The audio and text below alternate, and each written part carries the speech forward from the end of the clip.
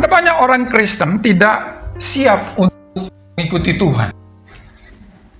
Ada banyak orang Kristen terkaget-kaget ketika ikut Tuhan, saudara. Karena berpikir bahwa ikut Tuhan itu akan senang. Saudara, nggak salah. Ikut Tuhan itu akan damai sejahtera. Betul. Kalau saudara ikut Tuhan, saudara tidak damai. Ada sesuatu yang salah dalam hidup kita. Orang berpikir bahwa ikut Tuhan itu akan diberkati. Ya. Seperti doa dari WL kita tadi, berkat Tuhan melimpah atas kita, saudara. Tetapi saudara tahu, itu hanya di satu sisi, saudara. Itu betul dan tidak salah, tetapi itu di satu sisi. Kehidupan itu harus dua sisi, saudara. Saudara punya uang berapa di kantong atau di dompet? Yang paling besar berapa? Duit kita paling besar itu 100.000 kan, saudara. Tapi saudara tahu kalau gambarnya cuma satu sisi, sebesar apapun nominal dari uang Anda, nggak ada artinya, sudah nggak laku, saudara. Lebih bagus 1.000 perak, dua sisi ada, daripada 100.000 salah cetak, saudara. Sisi yang sebaliknya nggak ada. Mau satu karung, satu gudang juga nggak ada artinya.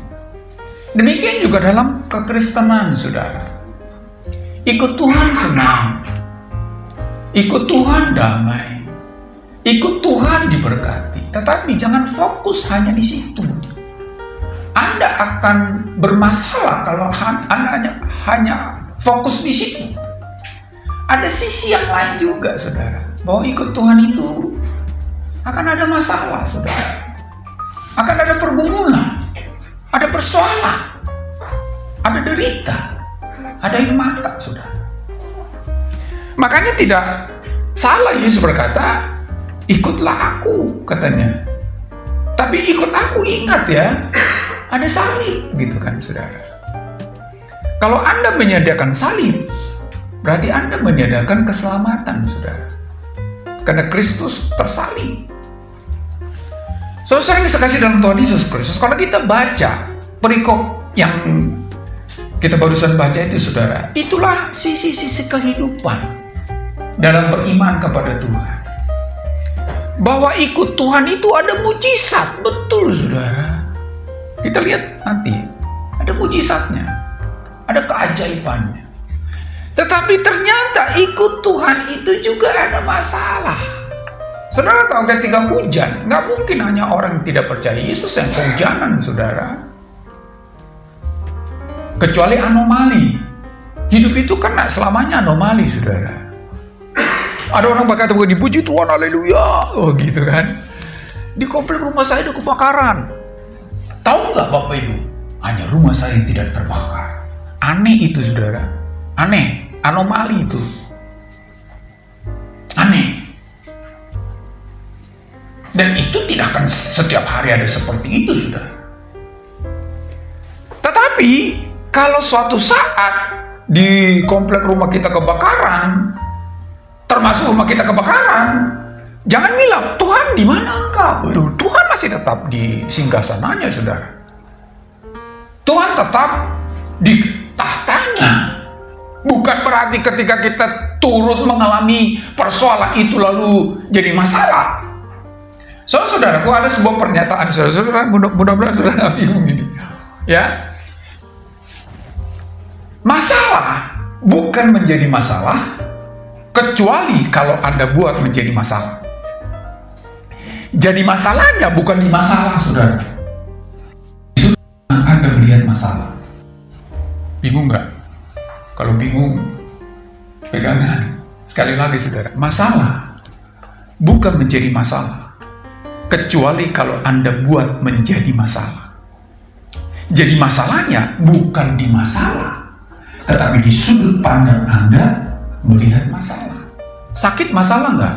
Masalah, bro. Masalah itu. Tapi masalah nggak kalau kita sakit? Tergantung kita melihat penyakit, saudara. Tergantung sudut pandang kita. Masalah sakit nggak masalah, karena semua orang juga pernah mengalami sakit, saudara. Tetapi ada orang hari ini ketika sakit jadi masalah, saudara. Saudara tahu, apalagi kalau sakit kronis, saudara, nah nggak ada obatnya. Ada pernah itu, saudara, dia penyakit kanker, dia mati karena apa? Bukan karena kanker, saudara, tapi karena jantung. Kenapa? Stres, gitu kan? Penyakitnya kanker, saudara. Biasanya kanker itu lama hidupnya, saudara, daripada dibanding dengan jantung. Jantung itu hitungan detik itu, saudara. Mata tengahnya lewat, saudara. Tapi anehnya dia mati bukan karena kanker, tetapi karena jantung. Kenapa? Penyakit kanker yang adalah masalah itu menjadi masalah buat dia.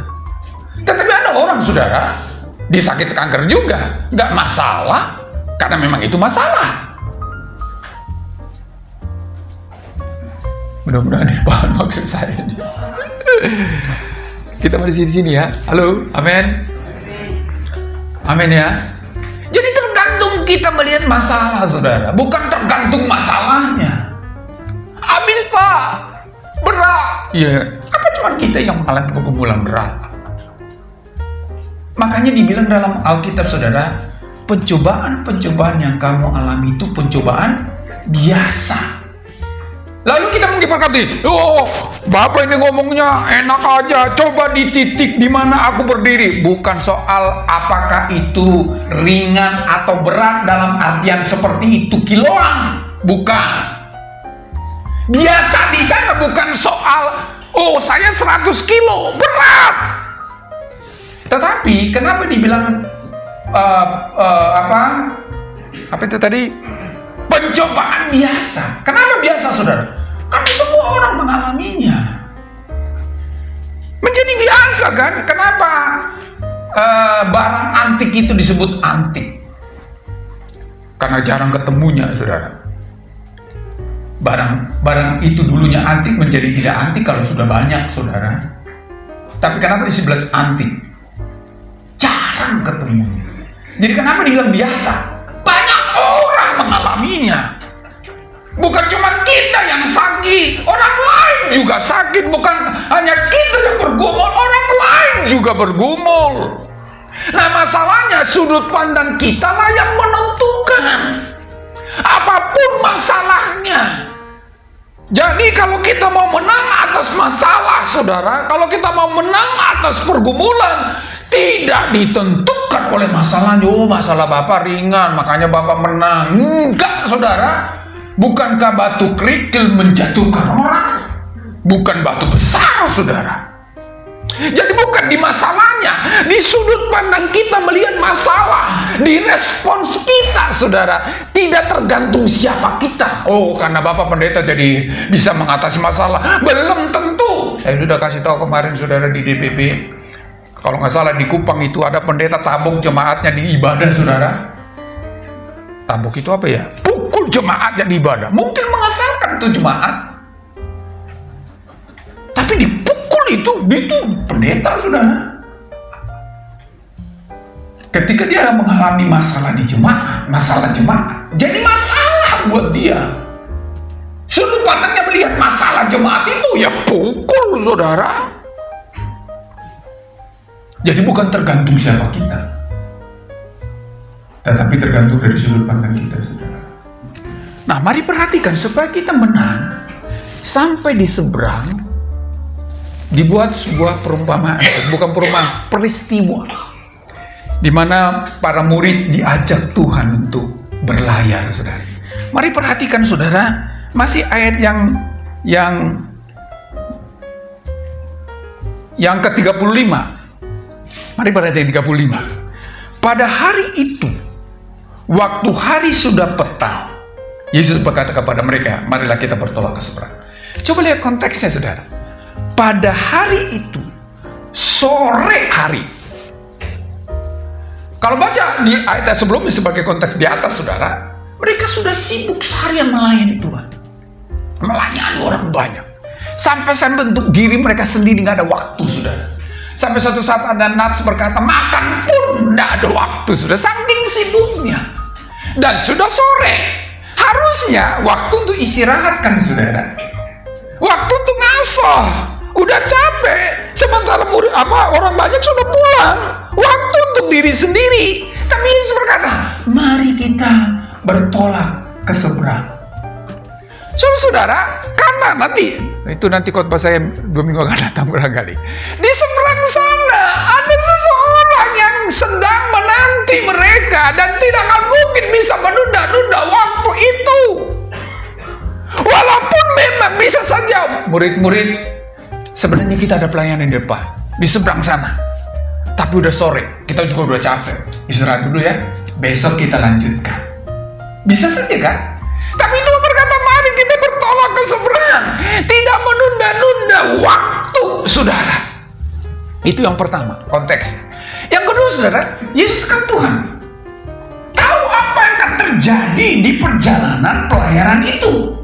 Dan kita sudah tahu itu dan sudah dituliskan. Ternyata ada ombak, saudara. Ada angin ribut, ada masalah, ada persoalan yang memang taruhannya adalah nyawa, saudara. Sebagai Tuhan bisa saja Yesus berkata, murid-muridku sebenarnya kita mau bertolak, tapi di perjalanan kita ada ombak, ada angin ribut, ada bencana, ada ancaman. Oleh karena itu, kita tunggu sebentar di sini, lewat dulu angin ribut, lewat dulu gelombang, baru kita lanjutkan perjalanan. Pada sore hari itu juga, kata firman Allah, walaupun memang akan ada angin ribut, Yesus tidak menunda perjalanan itu. Yesus tidak menghentikan perjalanan itu. Bisa saja sebagai Tuhan yang maha tahu, seperti khotbah minggu yang lalu, saudara, segala sesuatu Tuhan tahu. Tetapi pengetahuan Tuhan bukan berarti harus menyetop rencananya, saudara. Apa maknanya ini bagi kita, saudara? Sesudah yang saya kasih dalam Tuhan Yesus Kristus. Yang pertama yang mesti tersadari adalah ikut Tuhan itu tidak harus meniadakan masalah, saudara. Bisa saja kan, Tuhan akan tahu. Kenapa Tuhan tetap ngotot untuk melangkah, padahal akan ada angin ribut, padahal ada gelombang. Kenapa nggak berhenti aja dulu, Tuhan? Kan gitu. Kalau Tuhan itu maha kuasa, kenapa tidak digagalkan itu bom? Gitu kan, saudara. Saudara tahu, ikut Tuhan bukan harus membatalkan masalah. Ikut Tuhan tidak harus meniadakan persoalan. Mari camkan ini, supaya kita nggak kaget ketika kita ada persoalan. Tuhan katanya engkau baik, kalau engkau baik, kenapa engkau izinkan ini? Itu pertanyaan yang nggak perlu, saudara. Karena ikut Tuhan tidak harus meniadakan persoalan hidup kita. Itu yang pertama, saudara, dari kejadian ini. Sehingga kita tidak lari ketika ada persoalan. Kita tidak bersungut-sungut ketika ada persoalan.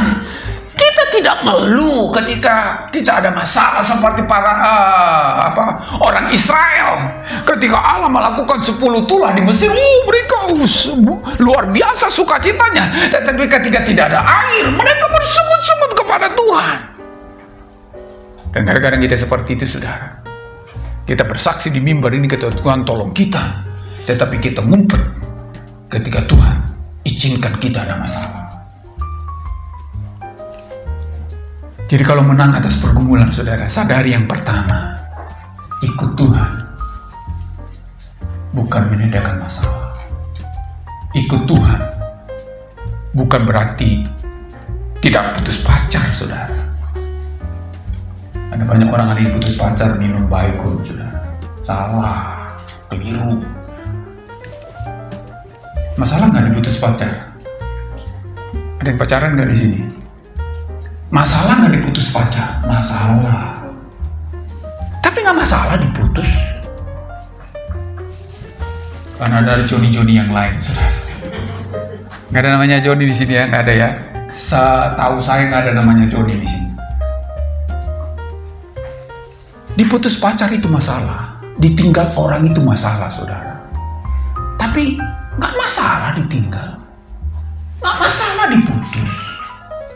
Tetapi menjadi masalah besar kalau orang melihat bahwa ikut Tuhan, dia kasih jodoh yang terbaik, dia kasih berkat yang melimpah, tapi menutup mata ketika Tuhan izinkan persoalan datang, saudara. Yang kedua yang saya lihat di sini, kalau saudara sadar bahwa ikut Tuhan tidak harus meninggalkan masalah. Tetapi ingat, masalah tidak berhak untuk menggagalkan rencana Tuhan dalam hidup kita, saudara. Masalah tidak punya hak untuk menghentikan niat kita untuk ikut Tuhan. Kan Tuhan tahu ada gelombang, Tuhan tahu ada angin ribut, Tuhan tahu bencana akan menerpa perjalanan mereka. Tetapi Tuhan tidak pernah berhenti untuk berkata kepada para murid, mari kita bertolak ke seberang. Kalau Tuhan berkata, murid-muridku, aku tahu ada gelombang di sana, oleh karena itu kita masuk dulu di sini, berarti Yesus dipengaruhi oleh gelombang, saudara. Yesus dihentikan oleh gelombang. Ada banyak orang hari ini, saudara, berhenti oleh karena masalah. Ada banyak orang hari ini, orang Kristen berhenti oleh karena persoalan hidup. Itu tadi, kaget melihat persoalan, nggak sadar bahwa memang itu adalah bagian dari hidup, saudara. Nggak fair dong Tuhan, sementara orang tidak mengenal Tuhan sakit, aku tidak sakit. Nggak adil itu, saudara. Yang membedakan kita bukan sakit tidak sakit, saudara. Di PHK tidak di PHK, bukan. Yang membedakan kita orang Kristen atau tidak adalah orang percaya Yesus atau tidak adalah bagaimana kita meresponinya. Ingat, apapun yang terjadi, seberat apapun pergumulan, sehebat apapun itu persoalan, ingatkan dirimu, itu tidak punya hak untuk menghentikan langkahku ikut Tuhan. Jadi yang berhak menghentikan langkah kita siapa, saudara? Siapa? Kita sendiri, bukan pergumulan. Jadi kalau suatu saat Anda berhenti, bukan karena engkau mendapatkan pergumulan yang sangat besar, bukan. Jadi kalau engkau berhenti bukan karena masalahmu, bukan karena engkau mau dan pengen berhenti, karena persoalan tidak punya hak untuk menghentikan langkah kita, saudara. Mungkin saudara berkata, Pak, terlalu besar pergumulanku. Ya memang, itu realita, saudara. Jangan diringan-ringankan. Kalau 100 kilo tetap 100 kilo, saudara. Jangan karena ikut Yesus jadi 50 kilo. Enggak. Bukan. Itu realita, saudara. Ikut Tuhan bukan berarti beban kita yang 100 kilo menjadi 5 kilo. Enggak. Tetapi bagaimana kita meresponinya? Katakan pada dirimu, hai bebanku yang 100 kilo, engkau tidak berhak menghentikan langkahku untuk ikut Tuhan. Engkau tidak berhak menghentikan langkahmu untuk percaya kepada Tuhan. Apapun persoalannya, saudara. Jadi tergantung kita. Makanya saya bilang tadi, masalah tidak menjadi masalah. Kecuali kita lombok, kita buat menjadi masalah. Jadi masalahnya juga bukan di masalah, tetapi di sudut pandang kita, di respons kita, saudara. Kalau engkau suatu saat berhenti karena masalah, jangan salahkan masalah. Kasihan tuh iblis, kadang-kadang nggak diapa-apain. Iblis sih, waduh, iblis aja diem kok, saudara, nggak bikin apa-apa. Yang disalahin iblis, ya kan? Karena iblis, Pak, untuk karena teman saya itu, Pak, tuh karena dia kan gitu. Di awalnya, kenapa Adam? Tuh perempuan. Kan gitu. Lalu ditanya perempuannya, kenapa perempuan? Tuh iblis. Balik lagi iblis, saudara. Tapi jadi tidaknya mereka makan tuh buah yang terlarang itu bukan karena iblis, saudara, karena mereka pengen makan. Bukan karena iblis. Iblis kan punya hak untuk apa istilahnya? Mempengaruhi, iya, Pak. Mempengaruhi, iya. Jadi iblis itu tidak berhak untuk menjatuhkan kita kecuali kita mau jatuh, saudara. Kan hanya ditawarin, mau nggak? Kan gitu, saudara. Kalau saya nggak mau, nggak punya hak dia. Nggak mungkin iblis lalu apa sih? Paksa kita untuk makan, nggak punya hak dia, saudara. Yang berhak itu kita. Tuhan saja tidak memaksa kita, saudara, apalagi iblis. Jadi kalau suatu saat Anda jatuh karena pergumulan, putusan Anda, bukan karena pergumulan. Saya tidak tahu pergumulan Anda hari ini apa. Dan Anda mungkin berkata, terlalu besar, Pak. Terlalu berat, Pak. Ya memang iya. Mari Bapak Ibu, yakinkan dirimu. Kalau engkau suatu saat mengalami pergumulan, itu realita. Karena ikut Tuhan bukan tanpa pergumulan. Suatu saat kita akan mengalami pergumulan. Tapi ingatkan dirimu, pergumulan seberat apapun tidak punya hak untuk menghentikan langkahmu. Ikut Tuhan. Jadi apa kita harus lakukan? Mari perhatikan apa yang dikatakan ayat yang ke 36, saudara, 36. Mereka meninggalkan orang banyak itu, lalu bertolak dan membawa Yesus beserta dengan mereka dalam perahu di mana Yesus telah duduk, dan perahu-perahu lain juga mengikuti dia. Jadi sikap kita apa? Majulah terus, saudara, menyikapi dua hal tadi, dua sisi kehidupan itu. Apapun masalahnya, majulah terus. Jangan pernah berhenti. Ke gerejalah terus.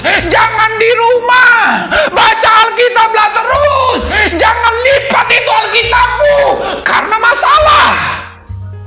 Kadang-kadang kan gitu, akhirnya nggak berdoa, akhirnya nggak baca Alkitab. Kenapa? Gitu aja Tuhan nggak mau tolong. Nggak, saudara, majulah terus. Berdoalah terus, ke gerejalah terus, bacalah Alkitabmu terus. Karena engkau memahami memang ikut Tuhan bukan tanpa masalah, dan masalah tidak punya hak untuk menghentikan langkahmu. Sebab hanya lewat maju terus engkau sampai di seberang. Kan gitu kan? Contoh orang Israel keluar dari Mesir itu contoh yang bagus, saudara. Mereka dulu di Mesir dan Tuhan tetapkan di Kanaan. Bagaimana caranya untuk sampai di Kanaan? Nggak cuma tinggalkan Mesir. Tinggalkan Mesir berhenti di padang gurun, mati, saudara. Jalan satu-satunya apa? Jalan terus. Nggak ada air, jalan terus. Nggak ada makanan, jalan terus. Karena ternyata, saudara, ketika mereka jalan terus, Tuhan berikan air dari batu yang keras. Tuhan berikan makanan dengan burung-burung di udara yang Tuhan kerahkan. Jadi jangan pikir, Tuhan, di mana caranya? Caranya cuma satu. Maju terus. Imani Tuhan terus. Yakini Tuhan terus dalam hidupmu. Karena saya katakan tadi, yang menghentikan langkahmu hanya kita, saudara. Hanya ketidakyakinan kita, hanya kebimbangan kita. Itulah yang menghentikan langkah kita, bukan pergumulannya. Tetapi jangan cuma jalan terus. Luar biasa nih, saudara. Lalu bertolak dan membawa Yesus. Ada banyak orang mungkin hari ini, aku tahu memang pergumulan adalah sebuah realita dalam hidupku, dan aku tahu juga bahwa aku tidak mungkin dihentikan oleh pergumulanku, karena aku mau maju terus, maju dengan kekuatannya. Babak belur, saudara. Maju dengan Yesus. Saudara tahu, akhirnya mereka bisa sampai di seberang karena apa? Karena Yesus ada, saudara. Coba Yesus nggak ada, tenggelam, saudara. Pasti tenggelam. Karena tidak ada jalan keluar. Tidak ada jawaban, saudara. Jadi kalau suatu saat engkau tetap maju, harus maju, dan selalu maju. Maju bukan dengan kekuatan kita. Maju dengan bersama Yesus. Hadirkan Yesus di perahu kehidupanmu. Memang yang nyetir itu, yang komandoin itu Petrus barangkali, karena dia paling vokal kan. Ayo Yohanes, tarik kembangkan layar, gitu kan. Ayo Yakobus, pegang kemudi. Ayo dayung. Barangkali itu bayangan saya begitu, saudara. Makanya Yesus tidur kan. Kenapa? Karena ada yang berperan melakukan tugasnya masing-masing. Bukan berarti karena Yesus memerintah kalau Petrus, aku yang perintahkan, Aku pegang kemudi ya. Makanya seringkali saudara, dalam gambar-gambar Yesus memegang kemudi. Kemudi beneran saudara. Yang kerja itu kita. Yang dayung itu kita. Yang tarik, kembangkan layar itu kita saudara. Tapi siapa yang menjadi pemimpin yang sesungguhnya itu yang menentukan. Libatkan Yesus dalam perjalanan hidup yang berat itu. Jangan melangkah sendiri, saudara. Apalagi seperti Petrus itu kan tahu kan ke Danau Galilea, pengalaman berlayar. Waduh, udah makan sehari-hari itu, tahu persis. Sudah pernah pergi ke Sumatera naik bus, saudara? Waduh, mereka tuh udah hafal itu tikungannya, saudara. Hafal tuh gimana caranya nyetirnya, saudara. Kalau kita masih hati-hati, kalau mereka tuh merem itu katanya, saudara. Kenapa? Sudah terbiasa dengan jalanan itu. Sama seperti Petrus sudah terbiasa dengan Galilea. Sehingga dia merasa, oh aku yang bisa, sanggup. Enggak, saudara. Coba kalau nggak ada Yesus di perahu itu. Betul-betul seperti apa yang dikatakan, kita binasa. Karena ternyata ada gelombang yang tidak dibayangkan oleh para murid. Yang tidak terpikirkan. Ini aneh. Belum pernah. Ya memang kalau kita mengalami peristiwa yang sudah terbiasa kita alami, saudara. Kita sudah fasih. Kita sudah punya pengalaman, kadang-kadang Yesus tidak perlu lagi, saudara. Tetapi terkadang Allah izinkan persoalan itu di luar nalar kita. Untuk apa? Untuk tahu bahwa jawabannya bukan kita, bukan pengalaman kita, tetapi Yesus, saudara. Jadi apapun persoalanmu hari ini, hadirkan Yesus. Yang memang yang kerja itu kita, saudara. Bukan berarti lalu Tuhan menggantikan kita, bukan. Yang nyetir itu kita. Yang di belakang setir itu kita, saudara, bukan Yesus. Ada orang berkata, kenapa mereka mau binasa? Karena habis, bukan Yesus yang pegang pemudi sih. Ya Yesus, sebagai manusia Yesus nggak tahu itu. Angin selatan, angin utara, nggak tahu dia. Sebagai Tuhan tahu. Makanya dikasihlah ke orang yang memang tahu. Jadi jangan sampai engkau duduk, padahal itu tanggung jawabmu, saudara. Ya kan gitu. Makanya kenapa tidak ada mujizat? Kita tidak lakukan apa yang menjadi bagian kita. Suruh-suruh Tuhan. Ada bagian kita, saudara. Berlayar. Terus berjalan. Yang memiliki kaki kan kita, bukan Yesus kan? Berarti kita yang berjalan. Tapi libatkan Yesus di perjalananmu. Tuhan, ini ada persimpangan jalan ini, kiri atau kanan? Kita bilang, oh pengalaman berkata kanan. Itu yang akan menjadi masalah, saudara. Kalau pengalaman yang menjadi penentu. Harusnya, mari seperti Daud, saudara. Ketika di Ziklag mereka melihat semuanya udah ditawan. Anak istri ditawan, harta benda ditawan. Sampai-sampai dia hampir dilemparin batu, saudara. Apa kata Daud? Tuhan, gimana nih? Aku kejar? Sebagai seorang raja barangkali, pasukan, ayo kejar, ambil anak istrimu. Kan gitu kan, saudara. Tapi Daud tidak berkata seperti itu. Daud berkata apa? Tuhan, aku kejar, sanggup nggak aku kejar? Tuhan berkata, kejar, sanggup, sanggup kata Tuhan. Lalu dia jalan, saudara. Mungkin tidak itu lagi yang kita dapatkan hari ini, karena sudah ada firman, saudara. Jadi libatkan dirimu dengan Tuhan lewat lebih dekat pada Alkitab. Supaya kau tahu maksud dan rencana Tuhan di masalahmu. Bukan kehendakmu, bukan pengalamanmu, saudara. Itu yang kedua. Supaya menang atas pergumulan, saudara. Yang ketiga, saudara. Ketika gelombang itu, waduh, memang nggak mereka sangka itu. Gelombang yang aneh katanya. Penelitian juga memang gelombang misterius itu katanya, saudara. Sehingga mereka kewalahan, walaupun adalah nelayan berpengalaman, saudara. Mereka berusaha di kekuatan mereka, kemampuan mereka. Sebagai komandan barangkali, Petrus berkata, ayo dong Matius, itu udah tahu, ini mau tenggelam. Ambil ke apa? Ember gitu kan, buang tuh.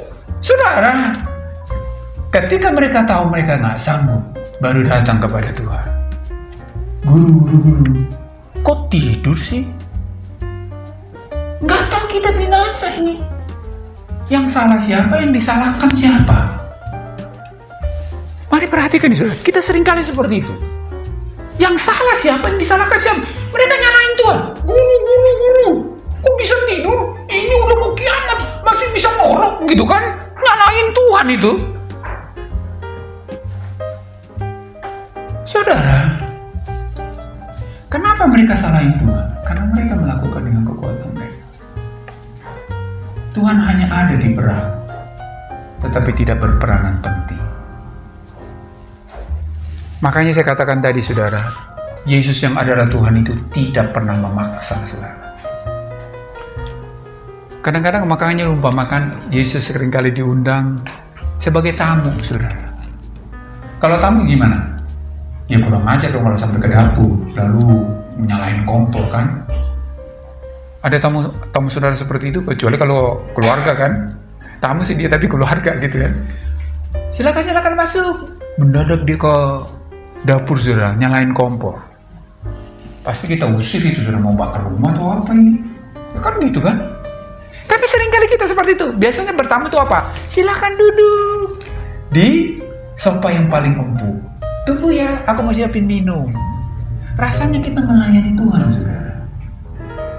Tapi ingat, ini dalam rangka masalah. Dalam rangka persoalan.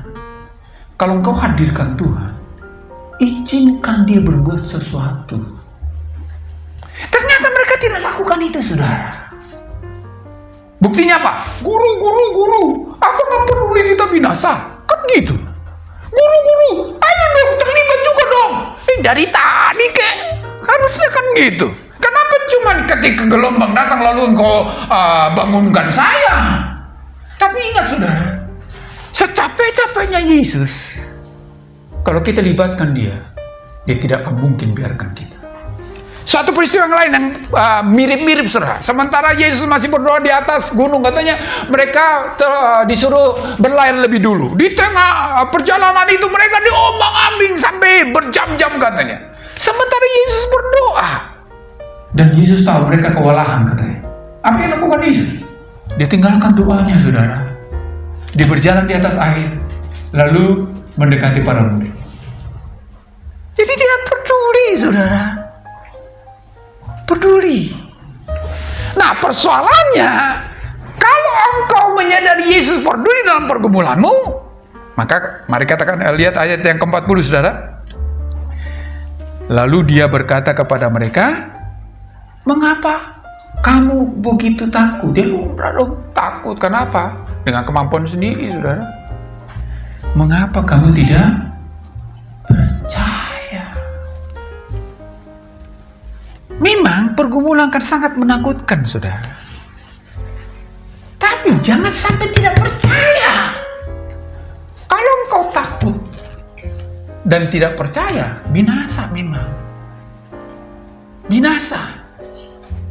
Tapi bukan berarti kita nggak takut saudara. Tapi juga jangan tidak percaya. Biarkan ketakutanmu itu engkau bisa atasi kalau kita percaya. Jadi sementara engkau maju dan maju, ada Yesus tapi engkau tidak percaya, ya percuma saudara. Memang ketika kita gitu Yesus saudara, kadang-kadang takut saudara. Tapi jangan ketakutanmu itu membuat engkau tidak percaya. Percaya. Tapi luar biasa memang saudara. Tuhan diamkan dulu angin itu. Hanya ngomong, "Hei angin, diam saudara." Harusnya itu kan, mohon maaf, ditabok dulu. Ini di mana sih manusia percaya, mau kemana sih? Hei diam, gitu kan? Dibalik. Tapi enggak loh, didiamin dulu baru diajar. Bukan berarti nggak boleh percaya, nggak boleh takut. Gimana nggak takut? Gelombangnya sampai ke, saya pernah baca itu saudara, gelombang yang paling menakutkan itu katanya gelombang yang ketika kita lihat keluar kapal dasarnya kelihatan katanya. Saking tingginya tuh gelombang, pelaut manapun akan takut pak katanya. Takut sih, tapi jangan ketakutanmu membuat engkau tidak percaya.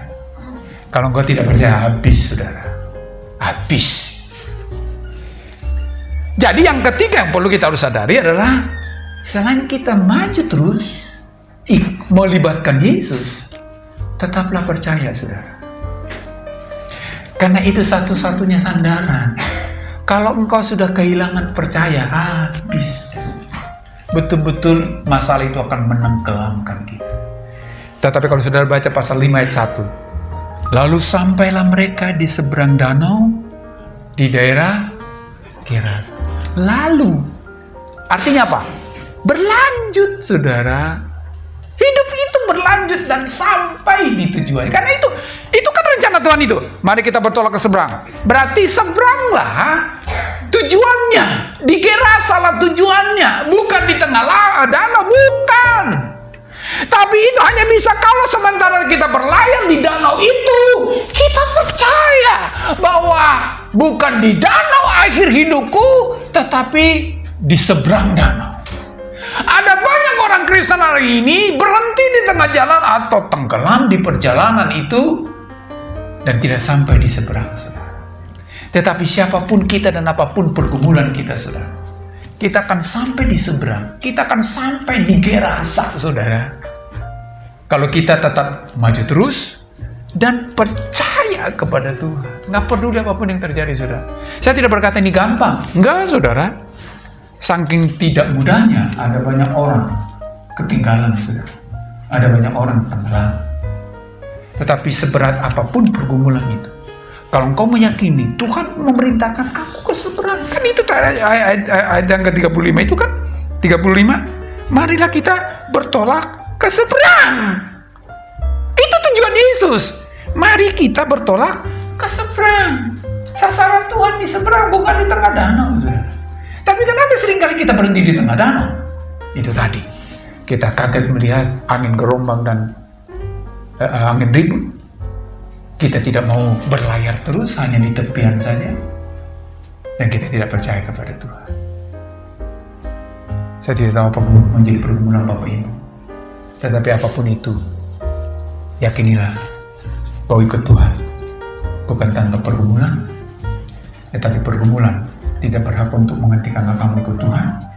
Oleh karena itu, majulah terus, jangan pernah berhenti, apalagi tenggelam, tetapi percaya Tuhan yang sanggup dan mampu melakukan sesuatu di luar nalar kita, dan kita akan sampai di seberang.